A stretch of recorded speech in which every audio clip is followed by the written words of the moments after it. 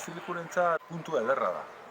Gu Astileku ikastola guztiak bezala jaio ginen, dagozan herrietan pertsona euskaldunak hezteko. Eta orduan gure helburu horretan honek lagunduko dugu pilo bat. Hartuko dira 2 proiektuak eta hemen ezkerraldeko euskera eta euskal kulturarako pentsatzen dugu izan daitekeela bultzada handia. Honekin gure batxilergoa batxilergo proiektu propioa daukagulako ikusten dugu indartu egingo dugula eta beraz izan da poz handia akordio honetara ailegatzea. Itxaropenarentzat da aurrera pauso importante bat guretzat. Gure ikaskomunitatea aspalditik bilakaera bat eraman du orain arte. Beti pentsatu izan du nolabait gure ikasleak hemen DBH amaitu ondoren gauza logikoena zela Astilekun jarraitzea. Arrazoi diferentekatik, biak ikastola garelako, metodologia bera erabiltzen dugulako, gauzak oso gertutik gure kultura amankomuna daukagulako, eta behar bat sentitzen zen eta gogo bat ikaskomunitate osoan Astilekurekin ofizializatzeko harreman hori.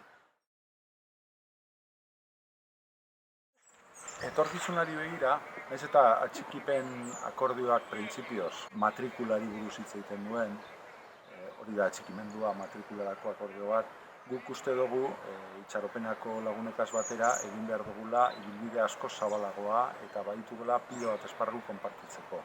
Pedagogia aldetik, kultura aldetik, kirolaren aldetik, agian batxilergo modalidade berriak, agian kirola eta emakumeen kirolaren promozioan ere egin genezake zenbait apostu berri, eta beste nazioarteko elkartruketan bai, beste ikasleekin, kanpoko ikasleekin elkartruketak egiteko, guk uste dugu zabaltzen dela oso esparru zabala elkarlanerako eta horregaitik esperantza handia eta itxaropen handia dugu Astilekun ere. 2 proiektu gara, historiaz eta tamainan diferente geaz, baina guk ere daukagu nolabait etorkizunerako asmo eta proiektu asko, eta nik uste dut hau da ekonomia de eskala.